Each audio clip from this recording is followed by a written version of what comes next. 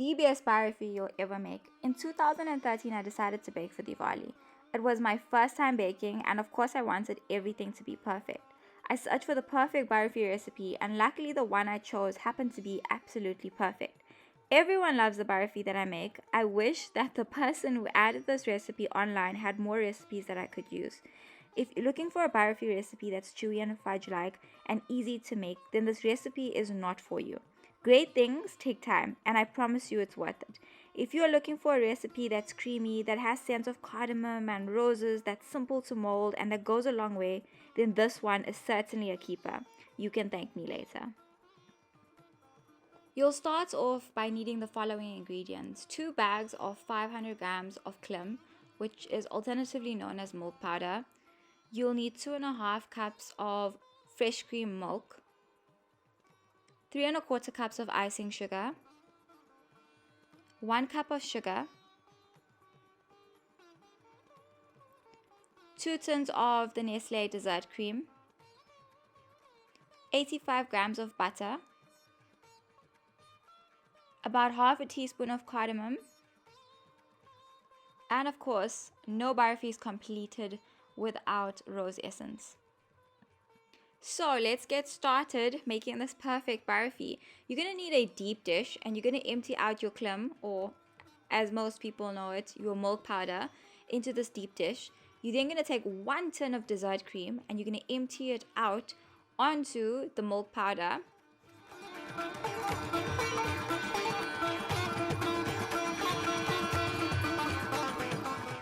And now the fun begins. You're going to take your fingertips and rub both ingredients together. So you're going to rub the Nestle cream into the Klim until it resembles a crumb-like texture.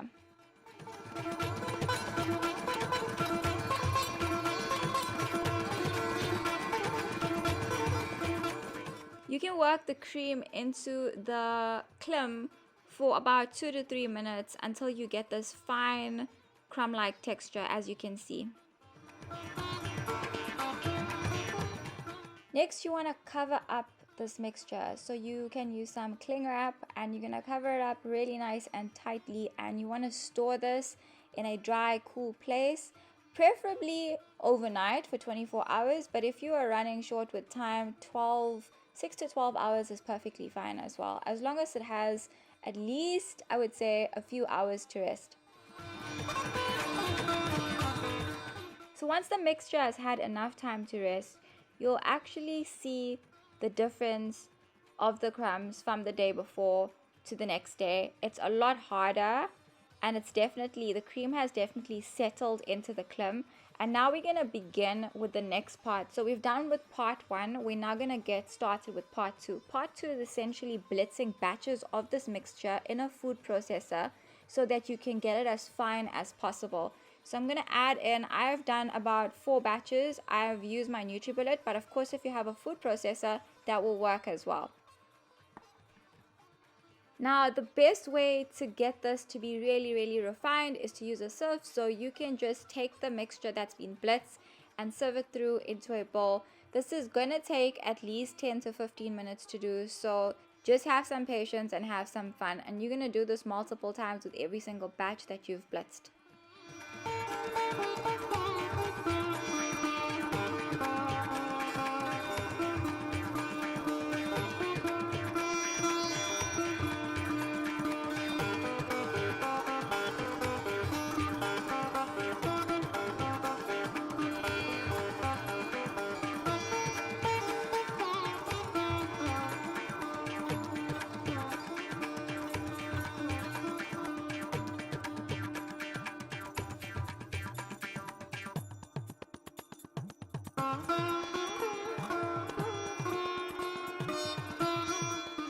Now once you're done getting this fine texture, if you want a smoother barfie, I recommend you sieving it twice for a smoother barfie. So I actually go in for a second time, and the second time around is a lot easier because there's not much crumbs that are left over. Now we're moving on to the third part of making this barfie. It is the final part, so you can chill. We're going to be adding the milk to a heated pot, and this third part is essentially making a syrup that is going to complement the barfi. So we're going to dissolve the milk, the butter, the icing sugar, and the granulated sugar to form a really nice syrup that's going to complement the barfi.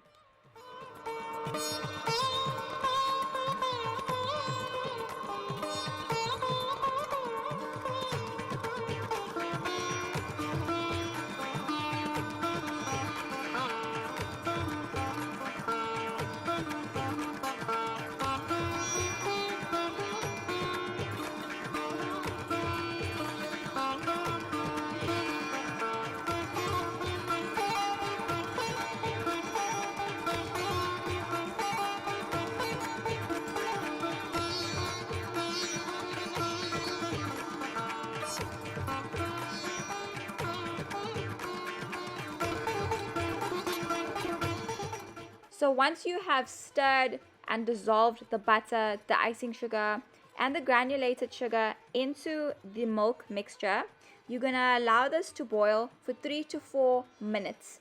You're going to bring it to a boil for 3 to 4 minutes. You don't want to overcook the syrup. So once it starts boiling, keep a timer on for 3 to 4 minutes.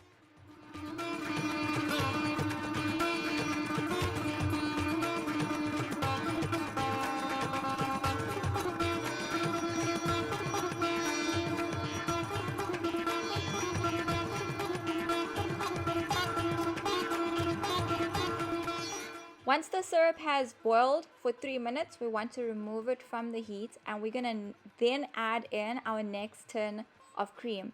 So it says 2 tins of cream. I've used a big tin, but preferably if you can get your hands on 2 smaller tins, this would be ideal. But I made this batch with 1 tin and it turned out absolutely perfect. So you want to mix this until it's well combined. As you can see, it's tin cream. So I went in with a spatula, and initially that didn't work as well as I wanted it. So I went in with a whisk. I whisked this for about 2 to 3 minutes until everything got dissolved. And once you're done with this, you're then going to put it back on the stove and you're going to reheat this until it comes to a boil for 3 to 4 minutes.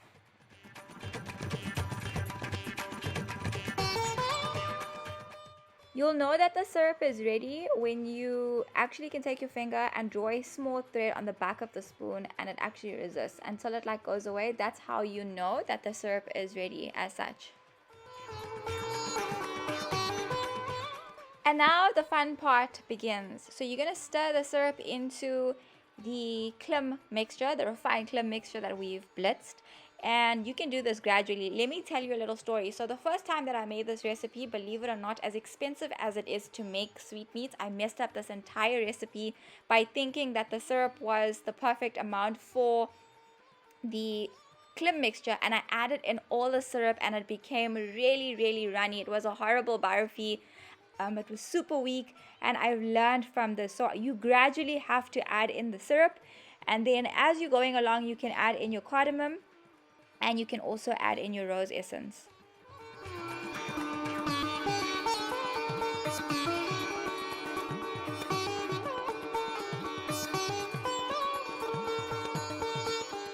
So I went in with 1.5 teaspoons of rose essence. If you really like the flavor and you want to go in with more, you're more than welcome to do so. Don't forget, go in with a ladle. You can take some time with this process because this really is gonna ensure that you get the perfect barfi. So go in with a ladle at a time, mix everything until you get a really nice fudge-like texture, and you'll start to see as you're mixing, what tends to happen is the barfi actually draws away from the bowl, and you'll see it starts to thicken. This particular process happens really, really quickly as you're mixing. So just go in with a little bit of syrup at a time until you get the perfect consistency of how you would like your barfi to turn out.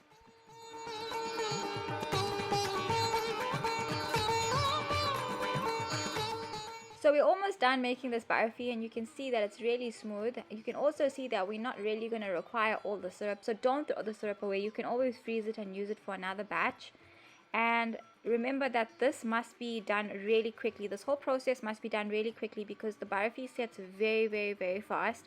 And once you're done with the barfi, you want to actually decorate it and pretty much mold it however you wish and then store in a cool, dry place until you're ready to serve. I decided to use these silicone molds, which actually when I made this, I didn't realize that my brother actually took out the entire silicone mold and he ate most of this. So when you actually see the final result of this BUTTERICING, I actually have other molds that I've used as well. You can also, if you want, put it in a glass dish or in a tray and simply just store it in the fridge. Sprinkle some almonds the traditional way and then just slice it into squares. I personally prefer to be a lot more fancier, so I use these silicone molds, which you can buy from any baking shop, or if you like, you can also put it in a glass dish and just mold with a cookie cutter.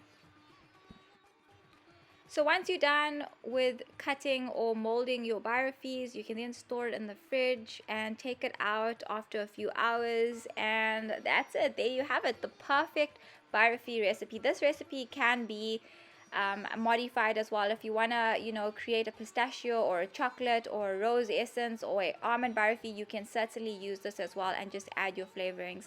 Enjoy, and a very happy Diwali to you and your family.